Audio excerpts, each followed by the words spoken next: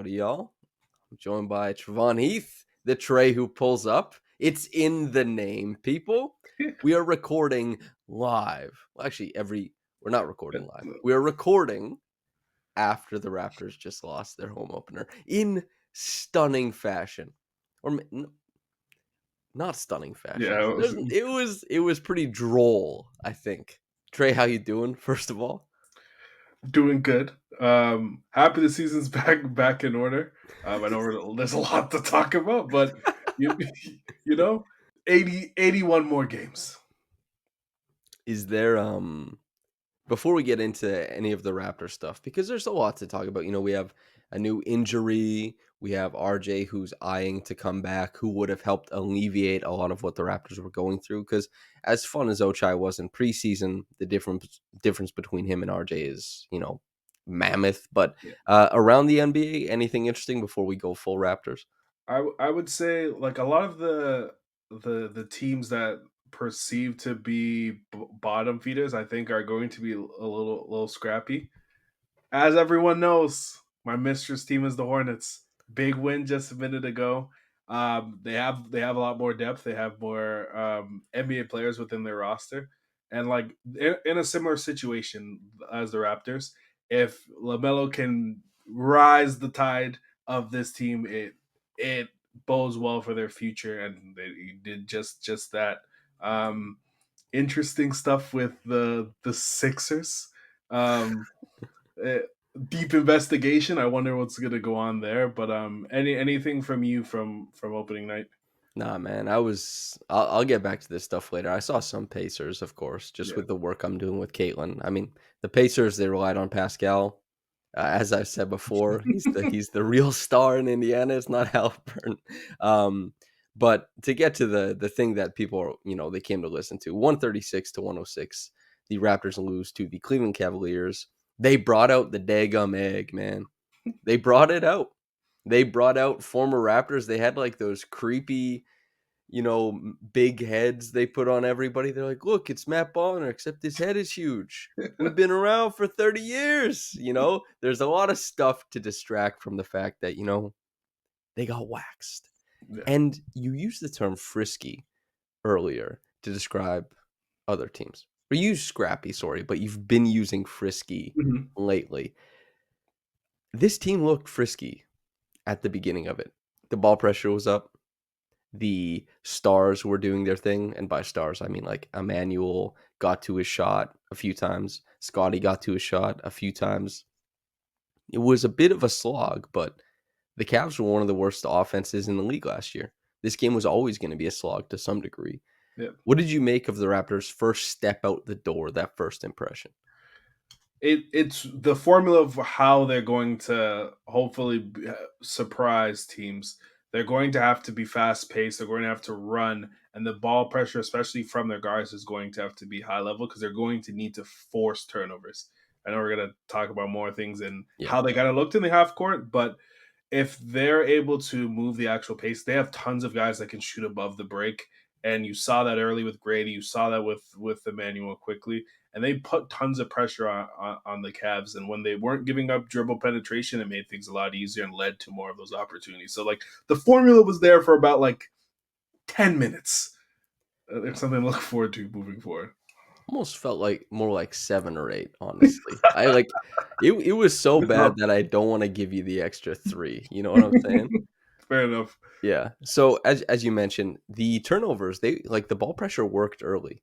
And this, Davion Mitchell's not out on the floor, but the digs are a little bit more effective. Ochai is up there, Scottie's up there, Grady's up there, and Emmanuel's getting help. They're meeting guys. Real high line of defensive attack.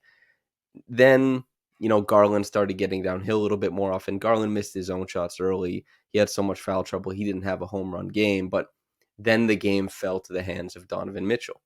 And Donovan Mitchell really had the pacing. He's like, well, if you guys come high, I'll make the read and I'm okay with it. Or I'll snatch back and reroute or snatch back into a jumper. It doesn't matter to me, but I'll find my way through it. And I Davion Mitchell talked about ball pressure this way, to us at a practice, but he was like, ball pressure has to come at a certain point in time and has to be applied team wide.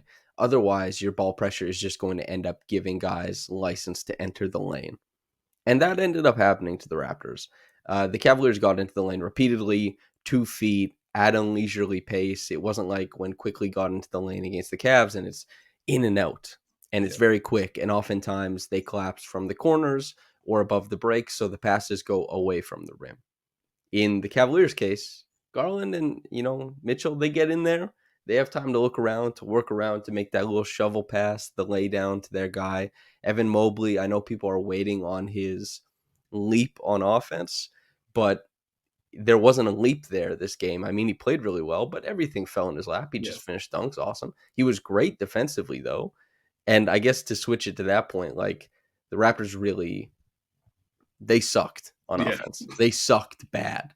What are you diagnosing as the problem here? And do you think there's a fix on the roster or returning, or how do you feel about this? Because I think you and I both thought the offense could be good this year. Yeah. Well, one game doesn't make a season, but as go ahead.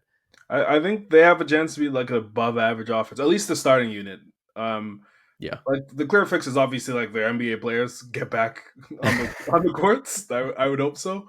But like from an offensive, especially like within the half court, you saw like the difference of what Evan Mobley was getting within his possessions and Scottie was getting are miles apart. yeah, Just simply off of the catch, although Scottie was scoring early off of some of those mismatches, he's seeing two every single time. And the Cavaliers were one okay with a skip pass going across the court because I was going to Jamal Shead, that was going to Davion Mitchell. Chris Boucher hit the one, but you're gonna live with that. Um, he wasn't able to break their shell of their defense, and that pretty much led to continual turnovers. It seemed as though at times like he was frustrated within himself and like trying to manufacture rim pressure, trying to manufacture free throws, and that just simply wasn't happening. And without other guys being able to manufacture dribbles within the lane, getting 2 feet, and being able to create for others, it made the offense super stagnant. yeah, RJ Barrett is one of the best players on the team in terms of getting to the rim. That's going to make things significantly easier for Scottie and other players around them. And with a big minute guy being out of the lineup, that means Jamal Shead plays more than he needs to. Davion Mitchell plays more than he needs to. You get lineups where Bruno Fernando, Chris Boucher, and yeah. two guards who can't shoot are on the same Hey, lineup. not too much on Chris, man. He was letting that thing fly, brother. He To did. your point, though, RJ last season when he was on the Raptors was their highest volume driver. We're talking Yeah. about a guy who scored more than Scottie when they were sharing the floor on significantly less touches. And some of that is he shot better from three than people expected, but a lot of that is like that guy gets into the lane and he wants to finish Mm-hmm. and he will bring the ruckus to you. And there wasn't a lot of ruckus bringing by the Raptors. That was what felt a little bit strange about Scottie. And I have no hot takes surrounding this, but Scottie Barnes played really, really bad against the Cavs.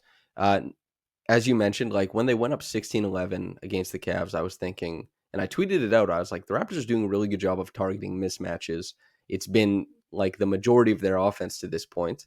Gradey is the one kind of the whirling dervish running around all of it, finding space for himself, which was great to watch. We'll talk about Gradey in more depth later, but Scottie got to a couple spots on the floor, but those spots aren't breaking down the defense. It's still controlled. The Cavaliers still have their shell. And same with Quickly. Like that's the first bucket of the Raptors season is Quickly flattening out against Jared Allen, hitting a three. That's great. But that can't be the full offense. Yeah. And the Raptors they do not have the shot makers to make that their offense. Like when it was Pascal, Scottie, Fred, OG, Gary, they didn't have it then. And that's way more scoring talent, especially in isolation, than what they have now. And that was a bad idea then.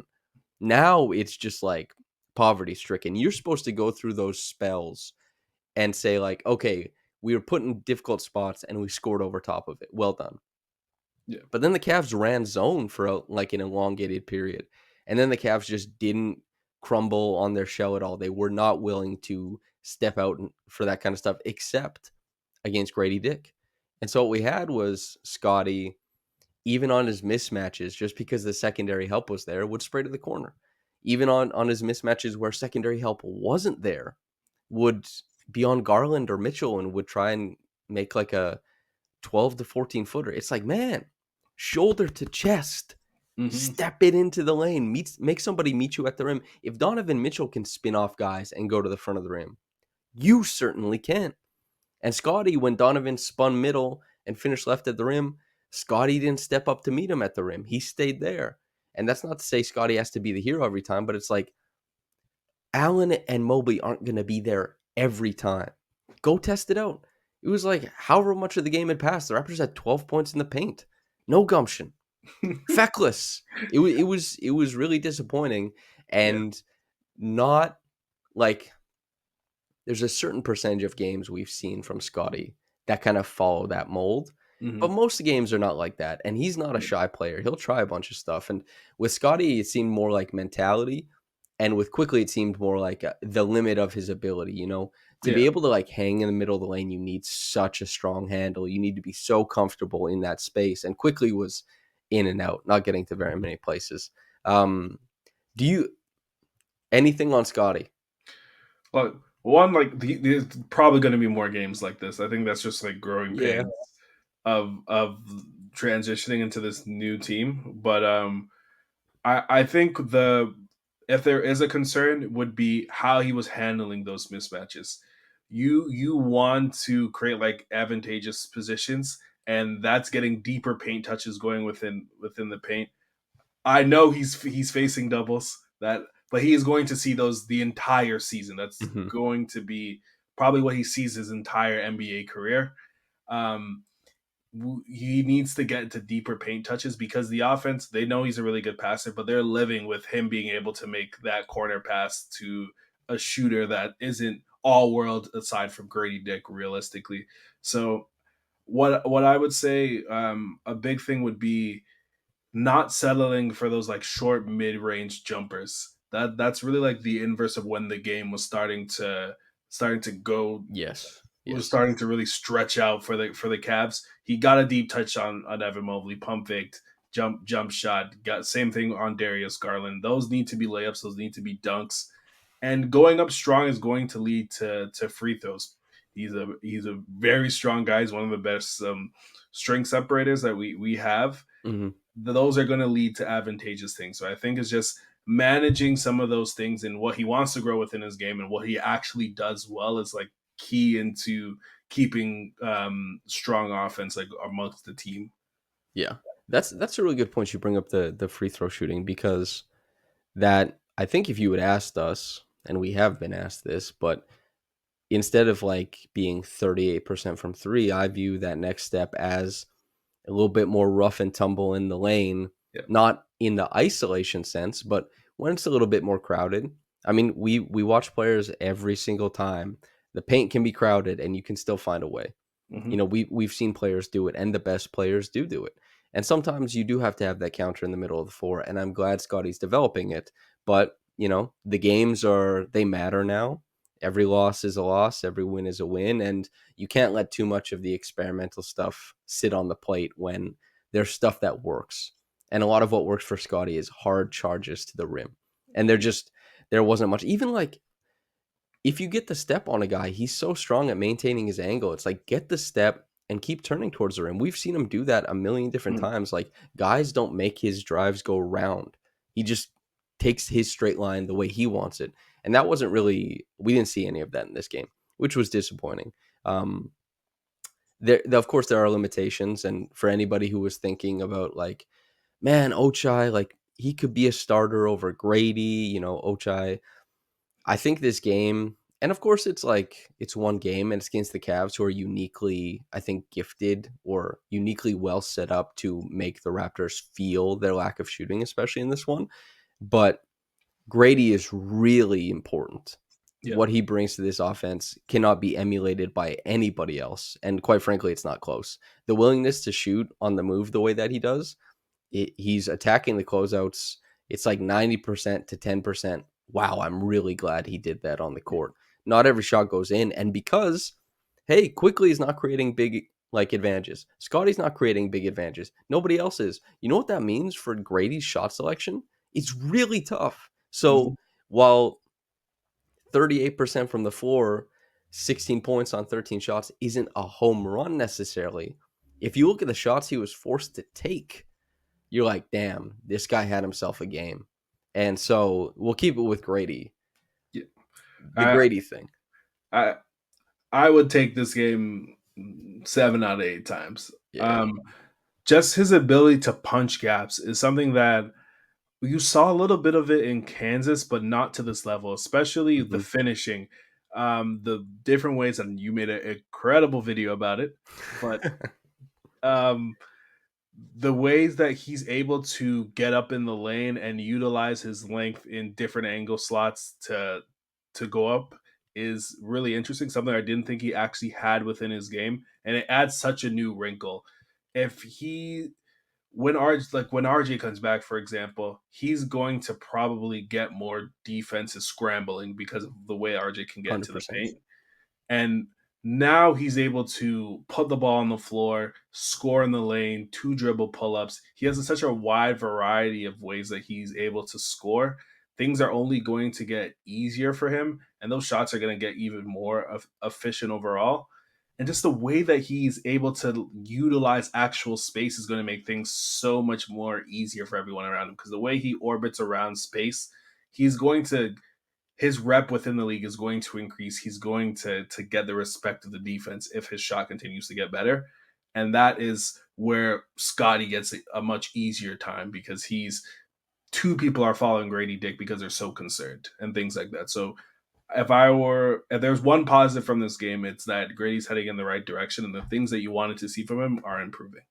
Yeah, the big positives from this game, like Grady felt like such a win. Yeah, Uh 100%. Chris playing, I was happy to see Chris playing because I I think he deserves like not just the roster spot, but a rotation spot. It isn't particularly surprising to me that Chris Boucher came out and scored 18 points and led the Raptors in scoring in a game like this one. It's up and down. Guys, guys are a little bit gun shy. He's never been gun shy. Like he'll run at the rim. He'll try and like he didn't have a good rebounding game, but he'll try and board. He'll shoot the threes. He does his thing, and of course he did it tonight. And also Jamal Shead, I thought was like really fun. There's like Mobo is a 50% career shooter from three now. Had a couple nice like sprints towards the rim, and you could tell that when the ball was in his hand in transition, like it's a live ball, man, Yeah. and it's getting pushed hard. He was quick. Shamshay didn't get the off the glass lob that Davion had an opportunity to throw. I thought that was negative chemistry there. That's not something anybody wants to see. But Gradey is the home run here. The biggest thing is just like, I mean, you and I think we expected this from Gradey. Yeah. This is just confirming our priors. Like we go, 100. ooh, this is nice. But more than being surprised, I think we're just kind of like, hell yeah, good player, makes sense for the future, and a little bit of like a, tap on the back because you're the man who, bellowed, Messiah is back when Gradey got drafted. Yeah. I need your take on Jamal Shead. I need it. Surprise. He played much better than I thought he would. The 2 foot little floater in the lane. He's not scared. I was surprised from the day that he was picked. I looked at it as like the Raptors 905 has needed a point guard for a long time. They've needed someone to organize their team, and I think that's probably still what's gonna happen. He's gonna play there a lot, but he is able to get in the lane far more than I thought he would, and the finishing looks a lot better. Considering his strength, he's able to get up and go. I'm still a little skeptic on the pass. You saw a little of that tonight. He just at that size, it's really hard to make like advantageous passes and really put people in positions. Just simply because of his size, you can't see over certain players, which I mean, is a similar sized man, Davion had yeah, 5 turnovers in this game. Like he yeah, really had trouble passing the ball, especially from inside out when there's like Mobley and Allen providing that, let's say, tree cover. yeah. They're humongous, and Scottie Barnes had trouble with that length on their team. So like if Shed is able to, even if it's 10 minutes a game, provide a spark with his defense and really able to push in transition, that really helps the Raptors in terms of what they want to do. because you saw with the ball pressure and some of the quickly and IQ minutes, it's gonna be probably a give and take with what's the inverse between their bench and them. Just there's a talent deficiency in terms of like their defensive talent, and it having a guy like Shed that you can throw and funk up the game for 5 to 10 minutes is super important. So I'm happy thus far. The 3 point shot I think is going to come and go and will be the swing skill. But if I get 34% from three this year, that would be like a massive win. Yeah, 34% I think would be very impressive for him. And also, I think there's kind of a mentality thing here, not to do too much like mentality. How's his mentals, bro? What's he He's not a thinking dog. about? Yeah, dog versus not dog. But Davion Mitchell, you can tell a little bit that he's played a secondary or tertiary role so often, and he's had like shot selection. He's been yelled at about shot selection at the NBA level that he just doesn't look at the rim that often. And Jamal Shead looks at the rim. Yeah. And maybe teams kind of get wise to him and they sort it out. But like for now, he looks at the rim. He's comfortable taking the ball to the rim. He found a way to score in the half court and in transition at the bucket in preseason. The first game he goes for 10 points and he hits 1 3, but he's 3 of 7. He gets to the rim, he's a couple free throws, right? Like this guy, he has the gumption. He's gonna take it there. And as you mentioned, the craft to get into the lane, he's quite explosive. Hmm. A lot of small guards are very explosive. He gets downhill. He can get to the hash mark and deeper. And it's it's impressive to see. And I don't know exactly how it turns out, as you said.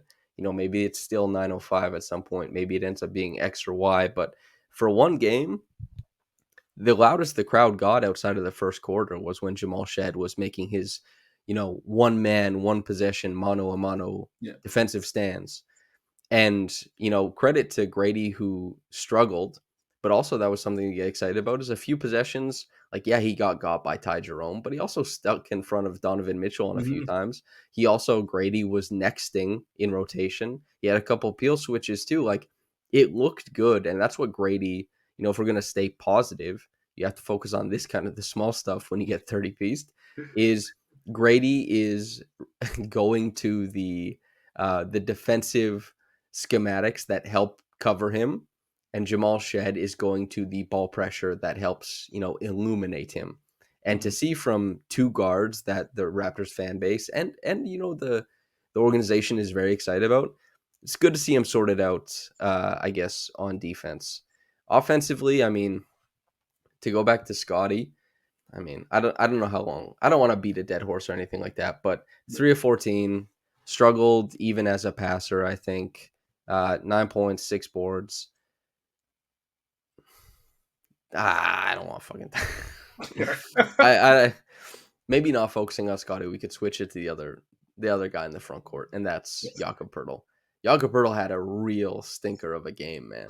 Uh, he did, and there's You did, just no way around it. He had it's a tough assignment going against Allen and Mobley. yeah. Like as much as people complain about Allen being limited himself and complain about Mobley being limited himself, the two of them together is like a hell of a thing to navigate for any other front court, for any guard. It's just tough. Jakob, 6 points, 9 rebounds, 2 assists, 5 turnovers, man. And I I empathize with him because you don't get to just automatic into the easy stuff. It's not preseason anymore. Yeah. Teams started going under. It's not always the chase where you get to, toss the guy the ball and be like, oh, I'm going to plant the hardest screen on this guy.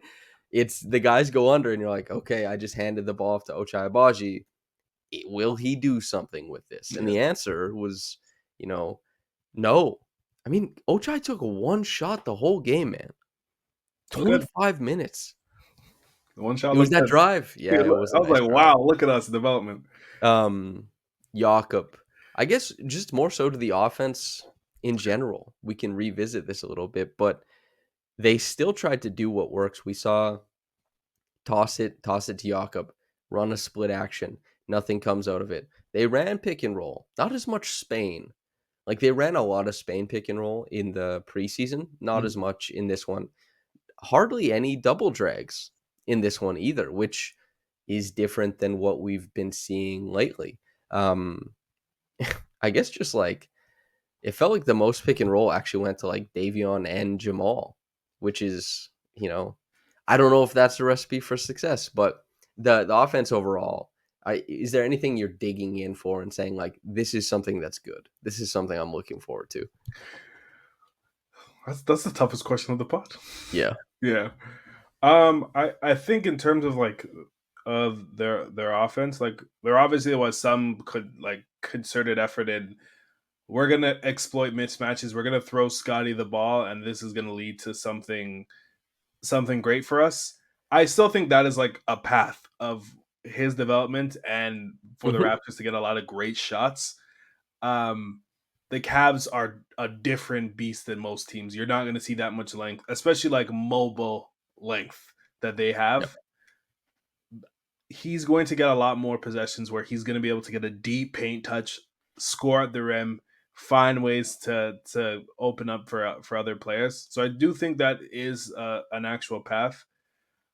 Overall, in terms of like what I want to see, the Emmanuel quickly like pick and roll possessions like have to get better.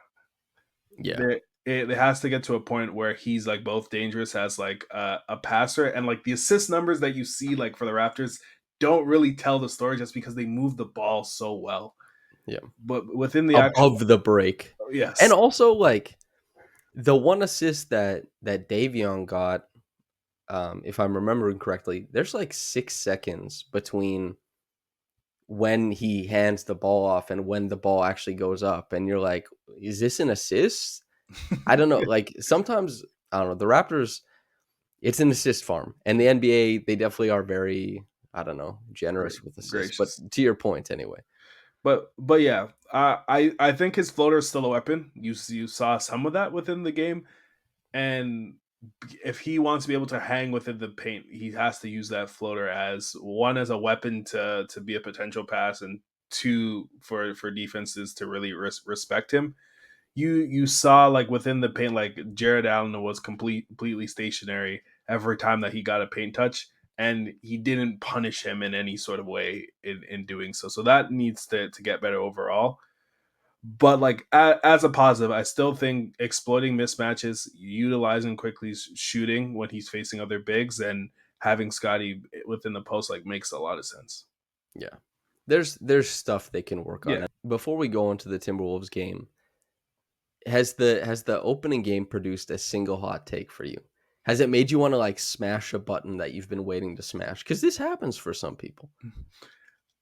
See, my hot take was like Gradey could probably get like 15, 16 points, but I don't think that's that hot anymore, to be honest. Like he's Yeah, gonna have the opportunity, and if he shoots 40% from three this year, I think there's a decent chance he could do so. So yeah. yeah, Even if he shoots 37 or 38% from three, I'm not surprised if he's scoring 15 points per game because yeah. when the Raptors offense breaks down, the automatics they're looking for are automatics that he's willing to provide as a cutter or slasher or as a guy who spaces out. It's just shots are going to fall into his hands. Hmm. And while the Cavs represent the high end of interior defense, of course, I mean, there's other teams. Every team is trying to take away the paint. And if the Raptors aren't going to shoot well, like maybe RJ has a slump, right? Hmm. Maybe quickly is like 37 instead of 40 like he's been guaranteed to be. Maybe Ochai it just doesn't come back at all. Like maybe Gradey is the one shooter on the floor a lot of the time. It's like, well, shoot him, brother. You gotta get him up. We gotta see how that goes.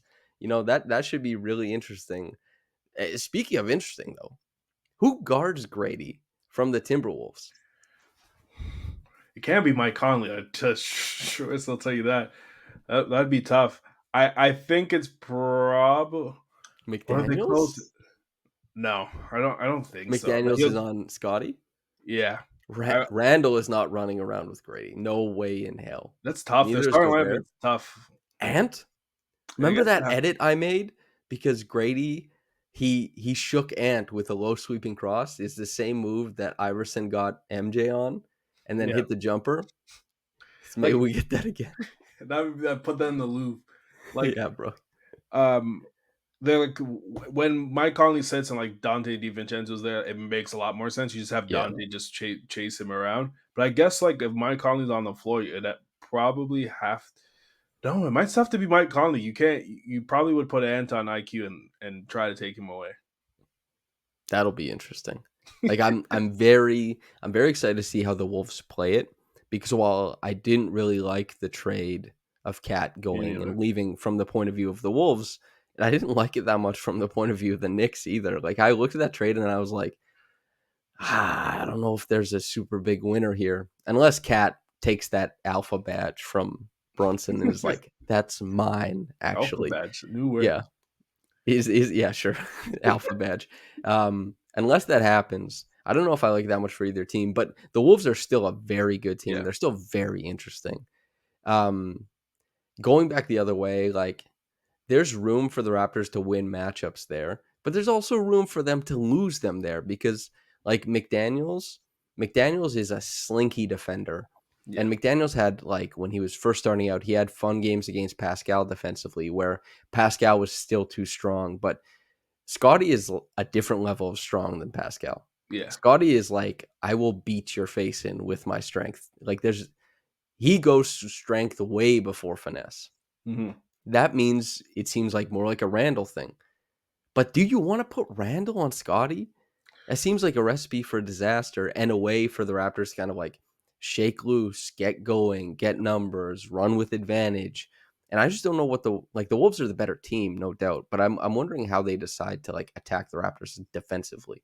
It makes more sense with DiVincenzo out there, obviously. Yeah, I still think you put J Mac on Scotty just like simply because like if you put Julius Randle, those guys that those like when you go for strength and really try to guard Scotty, that's when he really gets downhill and is able to weaponize his passing. So I think you have J Mac guard him, and then you're hoping that funnels to Rudy because he's not really gonna have to guard Jakob, so he's really gonna be roaming majority of the time. And like the Cavs game, they're probably gonna send two off of the catch, so it might be easier for him for J Mac to take those bumps comparatively to like a Julius Randle where Scotty may be able to like use his foot speed. I'm in my mind, I think I'm putting Randall on him. And I'm letting J Mac roam off of like Ochai.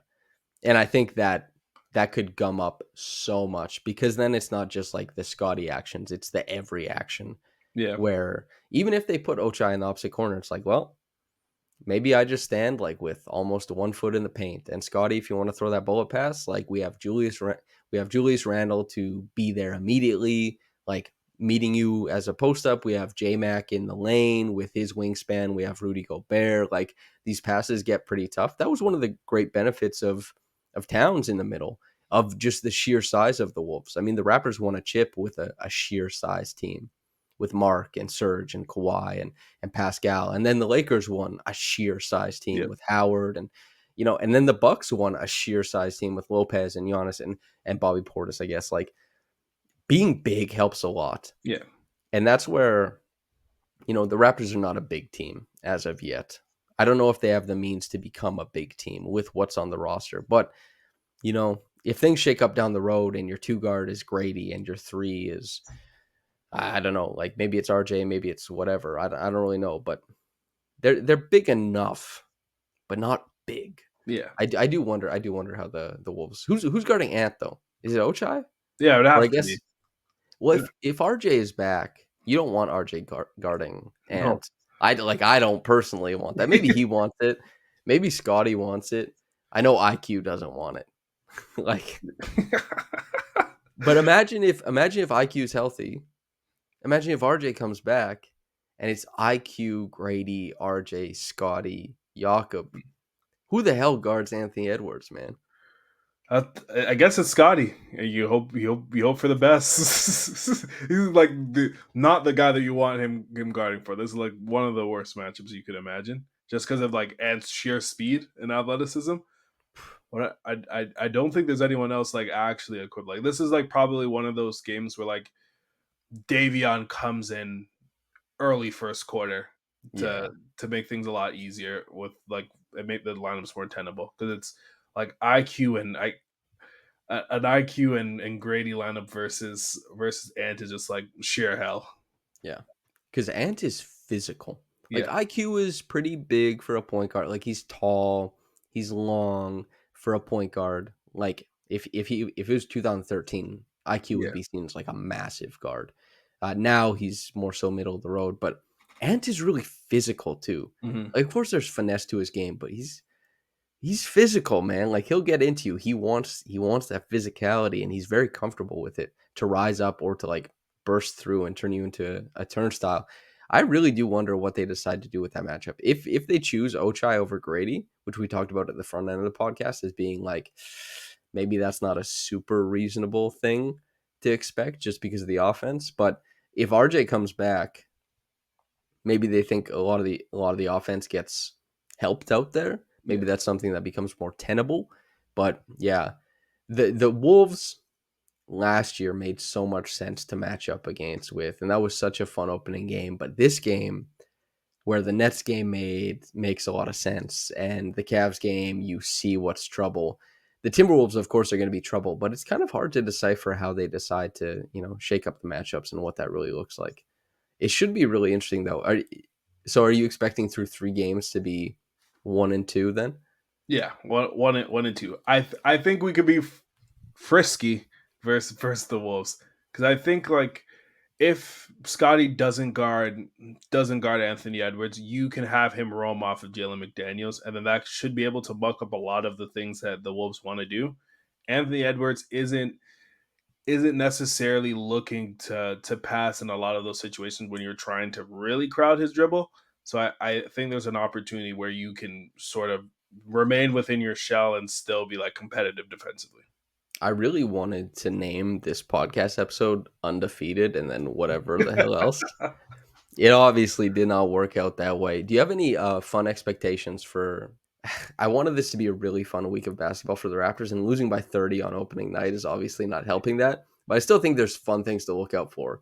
But by what was it, like there's 6 minutes gone in the third quarter. You're like, damn, the Raptors lost this game. They lost it hard. That is Jamison battle out on the floor. It was it was crazy. I was like, this is literally the summer league lineup that we're playing right now. This is probably what you're gonna see in like April, late March. But like you saw that on opening night, and like to go from that first game where it felt like Minnesota's gonna be a top 10 team in the league, and the Raptors beat them. They might have a chance to this is crazy. and the Raptors were undefeated in preseason too. They went 4-0, then they beat Minnesota, then they lost that horrible game to Chicago last year, and it was just like, oh yeah, where Pascal got stripped by Caruso, then it went the other way, and Caruso hit a corner three, and it was just like, damn, Yeah. it's tough, terrible to watch. And I also expected like I think that was the round table that was done. William Liu predicted 41-41 for the Raptors this year, and also said like they'll be really fun to watch. And reading that, I was like, yeah, I really hope that's what happens. Me too.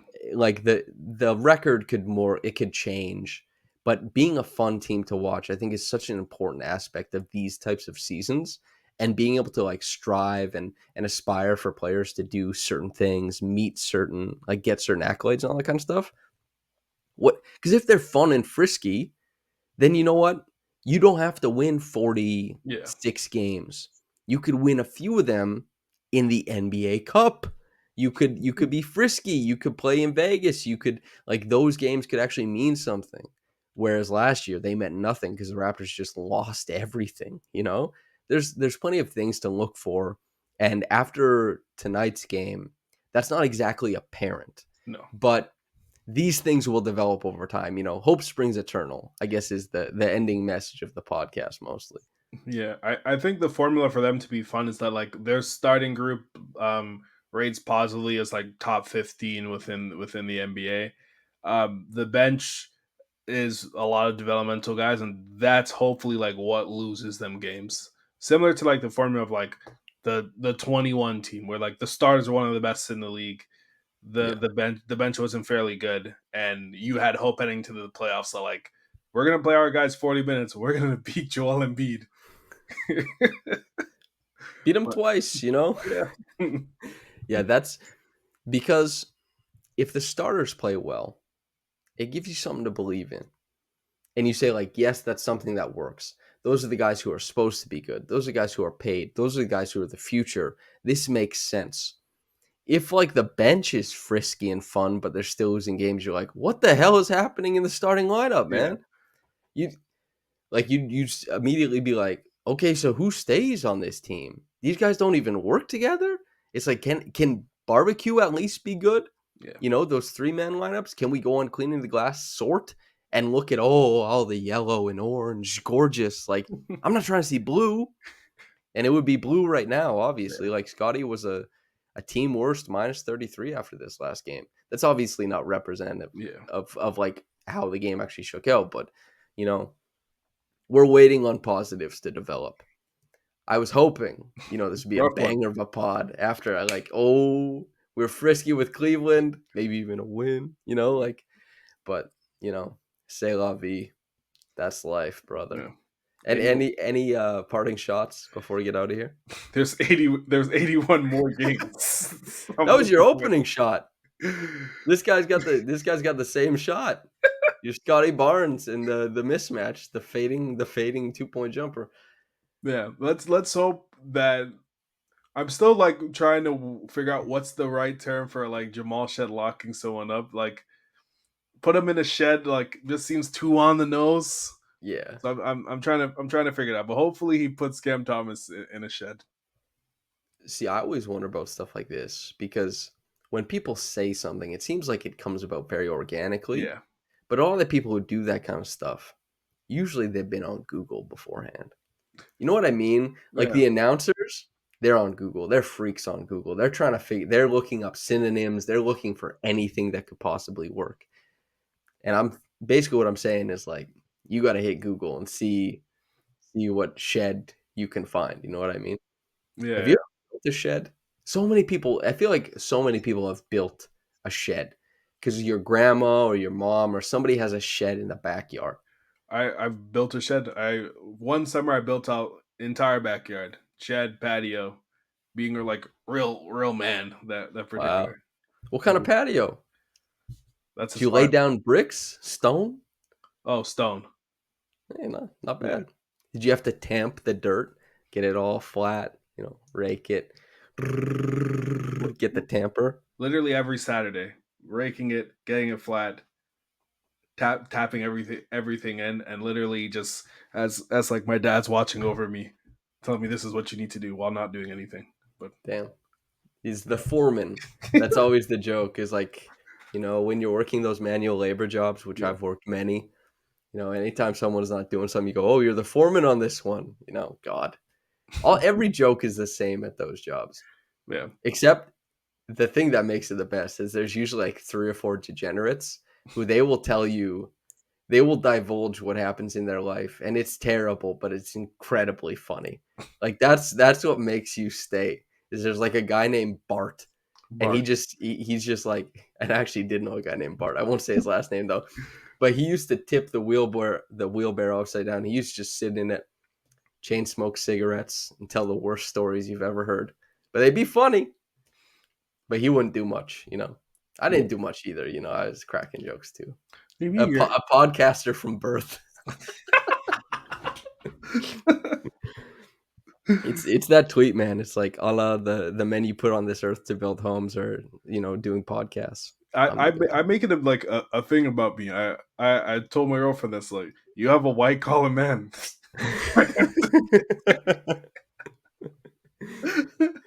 Call the plumber. I can't do anything about No, it. I, Yeah. I have literally no shame in not being able to build something. IKEA stuff like that's probably as far as I go. But like if the toilet's not working, I'm like let's let's do a Google search. Wait. Do you open the tank? I Like, open will the you go? tank. I open Okay. the tank. I'll look and see like the see I don't even know the name. Someone's gonna make fun of me, but like the little stopper thing is out of order. Let me just shift it back. Yeah. Toilet fixed. Do you ever go to the pipe before the wall? Yes. Yeah. Okay. I I can mean, do. you're like 80% of the way there, man. I don't know. Like if something's like really clogged in there, like I don't think I have the gumption to like try to get it out. Yeah. that's you gotta be a certain type of guy to be like to immediately go there. Yeah. And also it takes tools a little bit, you know? Yeah. Fair Like enough. somebody's like if you're in a household where someone's like, get the snake, you're like, oh yeah, okay. Obviously you know what's up. Like there are two types of guys. There's a guy who has tools and a guy who doesn't. And there's a lot, that's just what it is. Anyway, you feel like a podcast to you? Yes, sir. Okay. We will be back after a Charlotte Hornets game versus the Raptors, wherein I desperately hope the Raptors win that one because I think the Hornets are perhaps the Raptors' greatest competition for these play-in spots. Yeah. Like I think they'll be in a similar position unless things go terribly wrong. But we'll be here to talk about it and with some more developing trends on the season. Trevon, anything you want to say? I'm glad basketball's 81 games. I'm glad basketball's back. Yeah. Like after this pod, I'll forget this game even happened. I'm ready to move forward and get onwards. Like you ever heard Bill Belichick? He said like, "I'm on to Cincinnati." We move. Yeah, That's the footy term. There's yeah, football. American football is like we're on to Cincinnati. We're on to whatever. Footy, we move. I probably move. Yeah. yeah. Anyway, all right. From myself, from Trevon. Oh, I guess like the podcast, all that good Yeah, stuff. that's That stuff helps. Please do it. Thank you so much. Yeah, whether you got into this in the morning or at night, have a blessed day and goodbye.